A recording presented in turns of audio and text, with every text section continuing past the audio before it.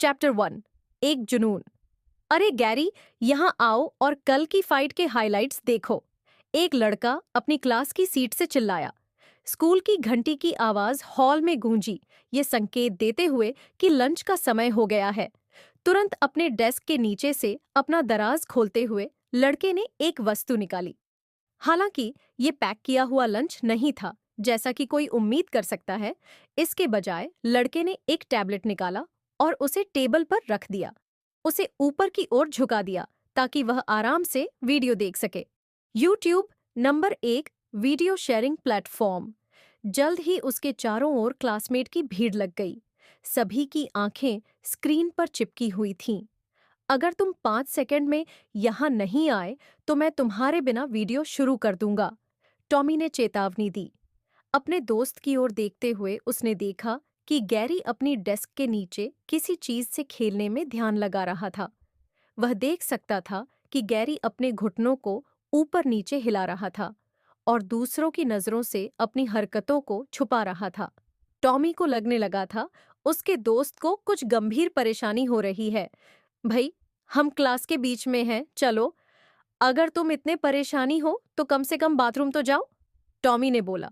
बस मुझे 1 सेकंड दो, ठीक है? गैरी ने चिल्लाकर कहा। क्या तुम नहीं देख सकते कि मैं किसी काम में लगा हुआ हूं? अपनी खुद की डेस्क के नीचे गैरी अपने फोन को घूर रहा था। उसे एक संदेश मिला था और वह यह नहीं समझ पा रहा था कि उसे कैसे जवाब देना है। ये 5वीं बार था जब उसने अपना जवाब टाइप किया था, लेकिन उसे यह अपर्याप्त लगने के कारण उसे ने डिलीट कर दिया। आज शाम 6 बजे वहां पहुंचो, संदेश में लिखा था। थीम गीत बजने की आवाज के साथ गैरी को समझ में आ गया कि उसके बिना ही वीडियो शुरू हो गए थे। उसने ठीक प्रकार के रिप्लाई देना छोड़ दिया था और जल्दबाजी में मैसेज पर ओके लिखा दिया। ओके ओके, ये बच्चा खुद को क्या समझता है? एक आदमी ने निराशा में चिल्लाया क्योंकि उसे अपने एंड मैसेज का रिप्लाई मिला था। ओके ओके, ये बच्चा खुद को क्या समझता है? एक आदमी ने निराशा में चिल्लाया क्योंकि उसे अपने एंड मैसेज का रिप्लाई मिला। इस बीच गैरी भीड़ के बीच से अपना रास्ता बनाते हुए दूसरों के पास पहुंच गया था। अपने दोस्त टॉमी के ठीक पीछे खड़ा हो गया, ठीक समय पर, क्योंकि लड़ाई शुरू होने वाली थी। 2 आदमी एक दूसरे के सामने खड़े थे, सिर्फ टाइट शॉर्ट्स में। उनके पेट और मांसपेशियां पूरी तरह से दिख रही थीं। इस दिन की लड़ाई के लिए उन्होंने जो कड़ी मेहनत की थी, उस पर उन्हें गर्व था। एक कोने में 200 पाउंड वजन वाले लगातार 13 मुकाबलों में अपराजित कर्क समरफील्ड खड़ा था। एक आदमी जिसकी छोटी दाढ़ी और काले नुकीले बाल थे, जो दोनों तरफ से छोटे थे। उसका प्रतिद्वंद्वी, जिसका वजन 190 पाउंड था और जिसने लगातार 10 जीत दर्ज की थी, सैम देओल था। वह एक छोटा गंजा आदमी था जिसकी मुस्कान डरावनी थी। अरे, क्या तुम्हें नहीं लगता कि ये दोनों टॉमी और गैरी जैसे दिखते हैं? अचानक एक छात्र ने कहा। अरे वाह, तुम सही हो, वे बिल्कुल उन दोनों जैसे दिखते हैं। भीड़ में मौजूद छात्र इस समानता पर एक साथ हंस पड़े। टॉमी और गैरी को छोड़कर सभी। दुर्भाग्य से 2 दोस्तों और फाइटर्स के बीच समानताओं को नकारना मुश्किल था।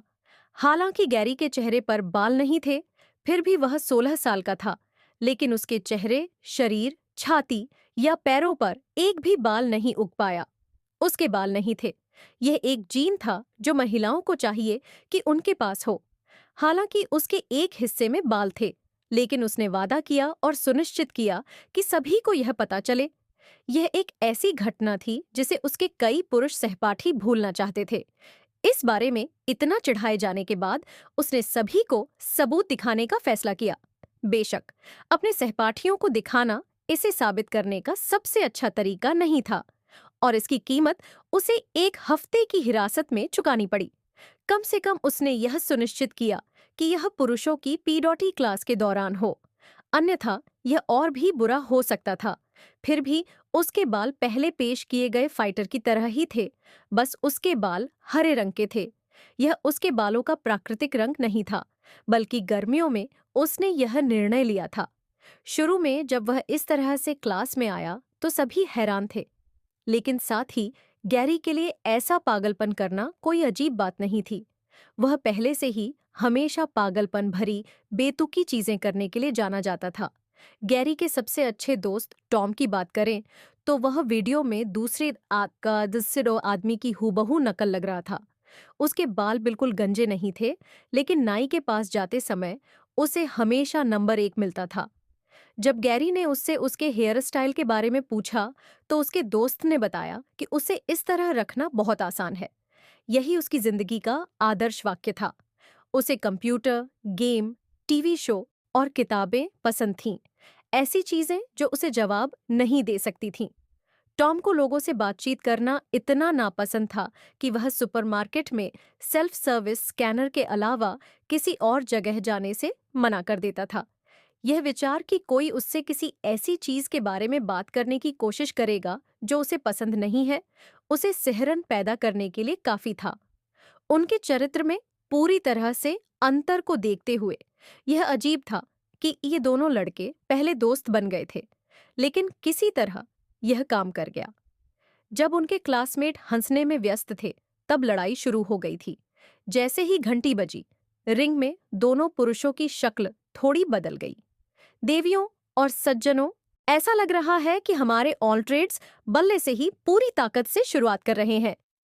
इस मैच के उद्घोषक ने भीड़ को उत्साहित किया। कर्क में सबसे उल्लेखनीय परिवर्तन उसके बढ़े हुए नाखून और साथ ही उसकी त्वचा का रंग था, जो थोड़ा पीला हो गया था। उसकी बाह पर ऊपर नीचे काले धब्बे दिखाई देने लगे और उसके चेहरे पर फर के छोटे छोटे पैच दिखाई देने लगे। दूसरी तरफ सैम के गाल फूल गए थे और उसके पैरों में उसके बदलाव के बाद थोड़ा जाल जैसा दिखाई दे रहा था। जैसा कि आप देख सकते हैं, कर्क एक चीता जैसे जानवर पर आधारित एक परिवर्तित है, जबकि उसका प्रतिद्वंद्वी सैम एक मेंढक प्रकार पर आधारित है। अगर मैं खुद ऐसा कहूं तो यह एक दिलचस्प मुकाबला होने वाला है, उद्घोषक ने चिल्लाया। परिवर्तनों में 1 सेकंड से भी कम समय लगा और सबसे पहले सैम ने हरकत की। उसने अपनी मेंढक जैसी जीभ निकाली और कर्क की बांह को पकड़ लिया। कर्क के चेहरे पर बस घृणित की झलक दिख रही थी। उसने अपनी बांह को तान दिया, जिससे उसके पहले के विशाल बाइसेप्स का आकार और भी बड़ा हो गया। नसें दिखाई दे रही थीं, लगभग उभरी हुई, और एक ही वार से वह अपने प्रतिद्वंद्वी की जीभ काटने में कामयाब हो गया। हाँ, गैरी चिल्लाया, चलो किर्क! छोटे पिंजरे में तेजी से दौड़ते हुए वह किसी भी प्राकृतिक इंसान से ज्यादा तेज दौड़ा। उसी समय सैम ने छलांग लगाई। अपने मेंढक जैसे पैरों की बदौलत किसी भी सामान्य व्यक्ति से ज्यादा ऊंची छलांग लगाई। अफसोस, यह बस इतनी तेजी से नहीं था। किर्क ने प्रतिद्वंद्वी को जमीन पर पटकने से पहले उसे पैर से पकड़ लिया। रेफरी को किर्क को इस मैच का विजेता और इस अल्टर्ड फाइटर के रूकी टूर्नामेंट का विजेता घोषित करने में ज्यादा समय नहीं लगा। जिसे बच्चे और हर कोई देख रहा था, उसे अल्टर्ड मैच के नाम से जाना जाता था।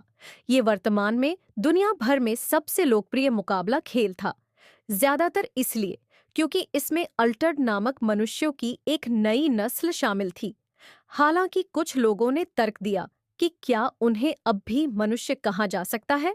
मनुष्यों ने प्राचीन जीवाश्मों की खोज की थी, जो पृथ्वी पर घूमने वाले प्राचीन जानवरों के थे।